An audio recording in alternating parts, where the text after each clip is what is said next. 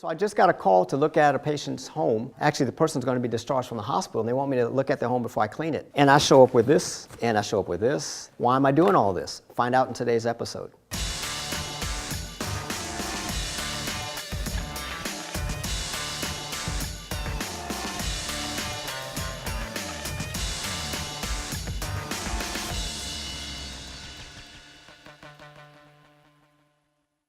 In today's episode, I'm going to talk about keeping yourself safe in your client's environment. Now, as you can see, I'm the man who comes in the suit, and people often say, well, you look like you're going in for surgery. Well, yeah, I'm going to go to operate today because your house is really in need of some deep cleaning. And so I'm going to talk about some of the things that are necessary in order for me, when I go in, to make sure that I'm not going to go into a toxic environment or a contaminated home and come out with a sickness. So one of the things that happens when I talk to caregivers who tell me that they have a client who's sick, or maybe a person has cancer. Of late, I had a client who had multiple sclerosis, and the offender in her home was actually her husband. Her husband stayed at home, but he was a chain smoker. People with multiple sclerosis need a clean environment because it will affect the neurological behavior in their brain. Particulate matter, especially from tobacco products, is going to be a problem to her being able to live in her own home. So they called me to come in to decontaminate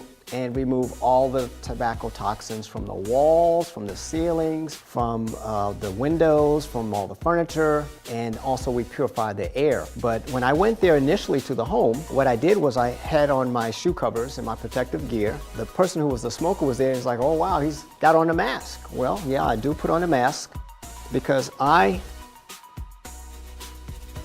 am very aware that I am not aware. And I'll say that again. I'm aware that I am not aware of what has gone on in that house before I arrive. So one of the things that I do if there's a problem with incontinence, and if it's maybe relegated to the sofa, is I'm concerned with not only cleaning the stain of urine leakage on the sofa, but also the bacteria that you will find lurking inside the urine, which will also be embedded in the sofa. And they will find a happy home right in the sofa, and you could sit there on that sofa not knowing that a person has leaked on that sofa, and then you're transporting these bacteria back to your home. You're transporting it to your car. If you sit down on that sofa, you take it back to your home. So this is a surface sterilization device that I use when I'm sterilizing mattresses. I not only clean the mattress with the steam cleaning machine, but also sterilize them afterwards, because you can never be too clean when you're talking about a person with multiple sclerosis or any type of health-threatening situation that the environment may cause an additional stress. My UV glasses, what I'll do is I'll put these ultraviolet light glasses on, and this will allow me to use an ultraviolet light, flashlight here, and I'll just do an inspection inside the home. Generally, I'll do the inspection during the nighttime so I can find if there are leakages of urine stains. It'll detect as a white spot, a bright white spot or speckles. And it'll let me know if there's mice urinating in the house, which is another problem. If the person who's living in the home has leaked urine in some place other than the most obvious places like the sofa or maybe in the mattress in the bed.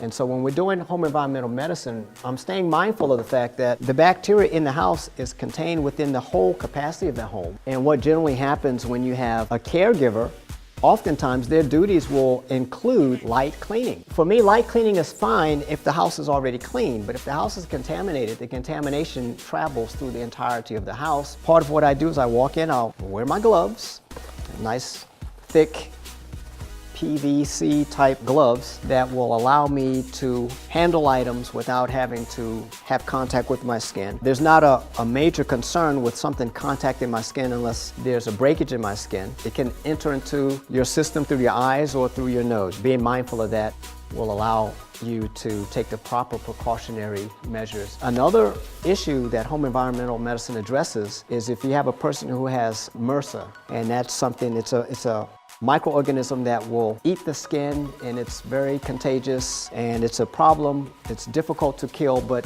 ultraviolet light will kill them. If the person who has Staphylococcus infection scratches their skin and the skin shavings fall to the floor, the nurse doesn't know that they're on the floor. So as she's walking through the home, she's tracking the MRSA throughout the home. With home environmental medicine, you're creating an environment that will reinforce the strength of your own immune system without using toxins. So you want to make sure that your efforts are not going to be stifled in that environment while you're trying to provide care for your client in their home.